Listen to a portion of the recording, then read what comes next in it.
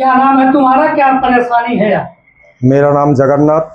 जगन्नाथ जी कहाँ के रहने वाले हैं? मैं ग्राम सभा दिलावलपुर, हम्म।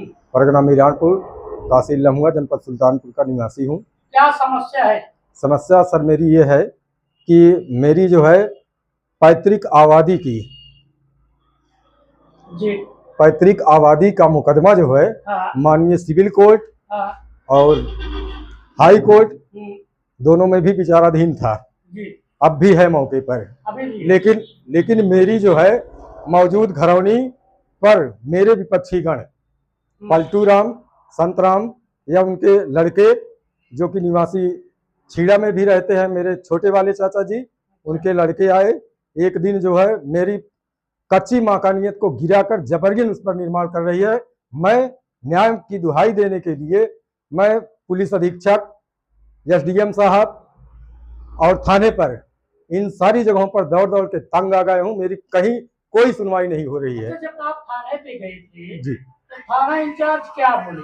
थाना इंचार्ज पहले जिस दिन मेरी मकानियत का निर्माण जबरन कराया जा रहा था उस दिन जो है मैं 112 लगाया, 112 मौके पर पहुंची। 112 मौके पर पहुंची सर, उसने मुझे बोला कि आप अपने सारे कागजात लेकर के थाने जाओ।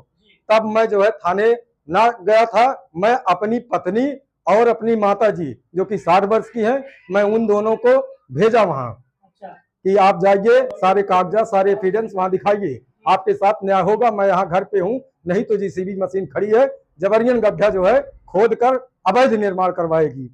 उतने जब मेरी पत्नी थाने पे पहुंची तो एप्लीकेशन लिखाने बाबूगंज बाजार गई। बाबूगंज बाजार से जब लौटी, इसी बीच माननीय थाना शिवगढ़ के यशो साहब की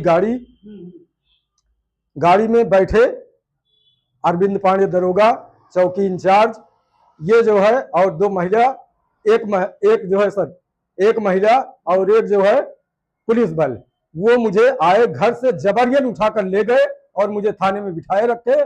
मेरे साथ मुझे बिठा के रखे, इधर जेसीबी गड्ढा खोद करके चली गई। और मुझे उसके बाद हजूर मुझे काफी देर तक बैठाया गया, मेरी बगैर सुनवाई किए, मेरे बगैर मन की बात जाने। और यशो साहब, कोतवाल साहब ने एक जो है सुलहनामा लिखवाया कि एक पक्ष निर्माण करेगा और दूसरा कोर्ट का इंतजार करेगा। मैं अपनी न्याय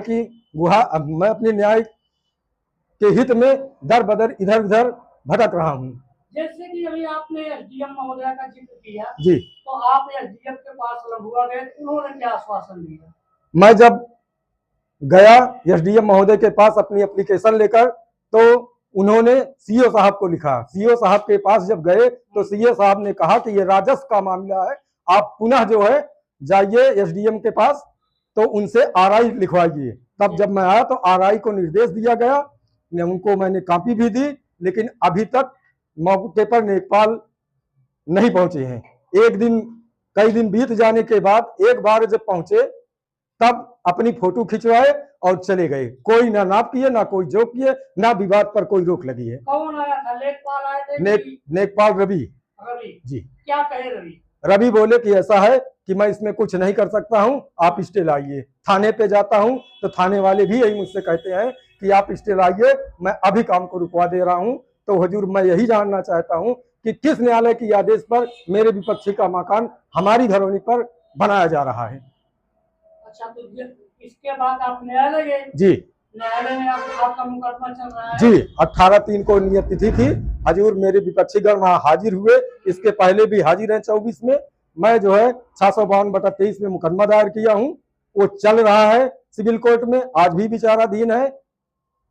तो ये जो आपका मुकदमा चल रहा है जी, इसका मान्य लेखपाल, आरआई, पुलिस वाले नहीं करते? नहीं। अच्छा, तो अभी स्थिति क्या है वहाँ की? अभी स्थिति यह है मौके पर कि जो है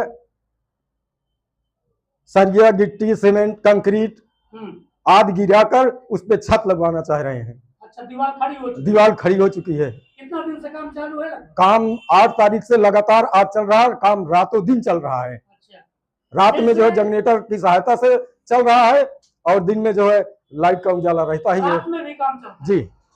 रात में आपने 112 का सहारा नहीं लिया? नहीं सर, बगैर स्टे कोई सुनवाई नहीं कर रही है। अच्छा, पुलिस वाले बोल रहे हैं स्टे लेकर हाँ, आओ। स्टे लेकर के आओ, मैं अभी काम रुकवा देता क्या हूँ। चाहते हैं? मैं चाहता हूँ माननीय आप सभी से गुजारिश करूंगा कि मेरे साथ न्याय हित की बात हो और काम को तत्काल रोका जाए। चलिए ठीक है, धन्यवाद।